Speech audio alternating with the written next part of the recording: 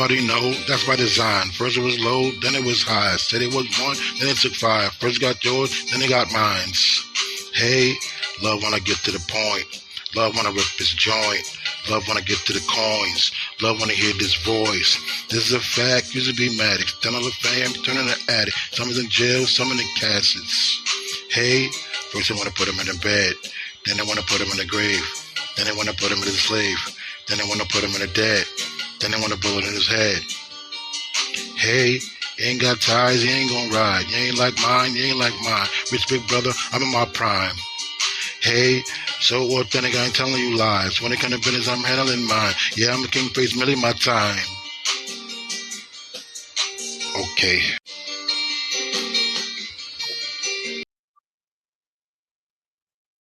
We are in the information age. This is Do You Know Your Value page. The content curator, I hit like Ryan Bader. Back on track with the facts and all that. One path is the way that I'm taking, getting closer to God in a tight situation. As we proceed to give you what you need. And tonight's presentation, we have a beautiful one. And this one, the title of this one is The Word Game, the Legalese. And what we're going to do now is we're going to go to the Know Your Value brand page. We did a great presentation on the definitions of word or the glossary inside Cracking the Code, third edition. And this is the definition, or this is the definition of the term, the all capital letters written. So this is what it means. The name is written in all capital letters. All capital letters written. See note. Note, a proper name appearing in all capital letters falls outside the rules of English grammar, which authorizes the use of a capitalized letter only for a very limited number of well-defined uses, such as the initial letter of a proper name. A capital letter is defined as of letters of the large size used at the beginning of a sentence or as the first letter of a proper name.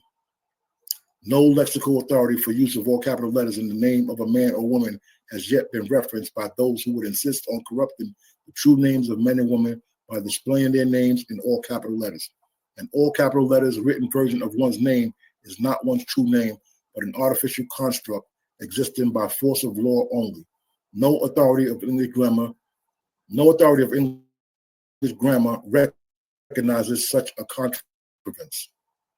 The legal term in propria persona means in one's own proper person.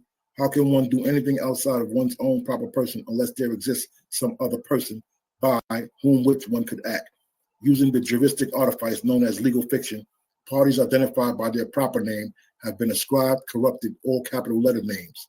All legal proceedings, court records, and licenses use only names appearing in all capital letters. In other words, newborn artificial persons existed in contemplation of or by force of law alone. See legal fiction, proper, fictitious name, artificial person, item sonans, informal. Loaded. What we're going to do at this time is go to the definition of a legal fiction. A legal fiction will be on another video under the definition of legal fiction, of course, under the title legal fiction, and the annotated glossary, Cracking the Code.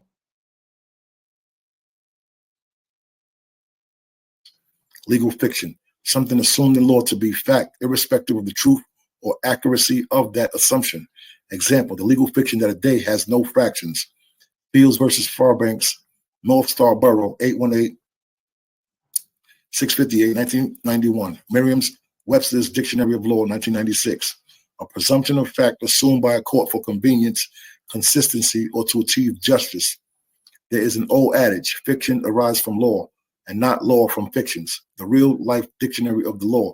A legal fiction is an assumption that something that is or may be false or non-existent is true or real. Legal fictions are assumed or invented to help do justice. For example, bringing a lawsuit to throw a non-existent John Doe off your property used to be the only way to establish a clear right to the property when legal title was uncertain. Oren's Dictionary of the Law, see note. Assume, 1, to take up or take responsibility for, to receive, to undertake, see assumption. 2, to pretend. 3, to accept without proof. Oren's Dictionary of Law. Assumption, formally transforming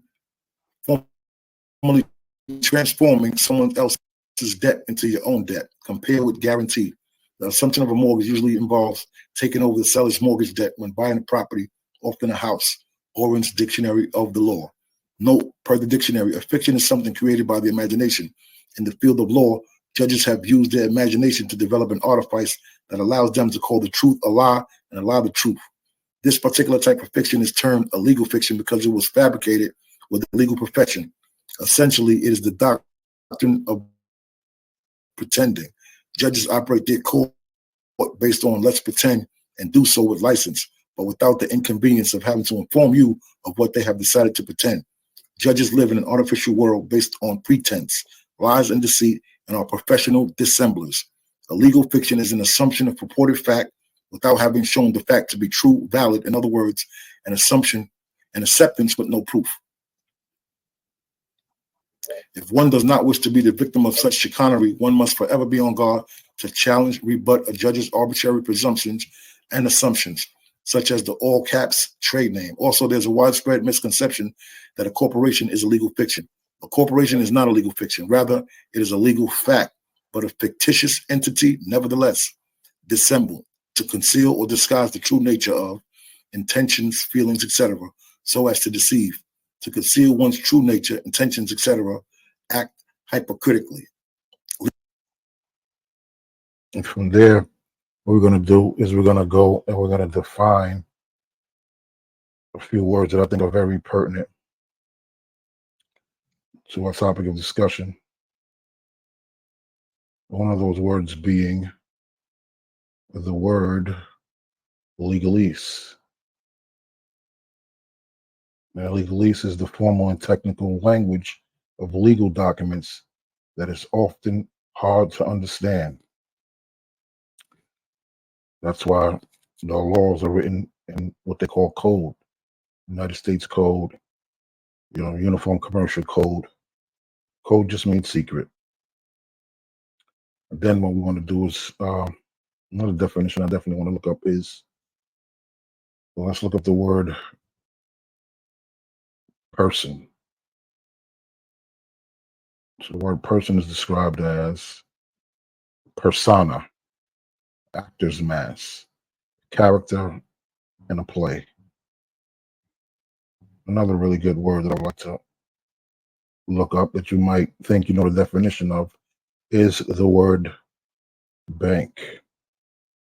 And the definition of the word bank is the land alongside or sloping down to a river or lake. Well, it has multiple meanings, but this will be the definition of bank in the first sense. It's a noun and it means the land alongside or sloping down to a river or a bank. And a bank also means, if you go back in the history, bank means bench.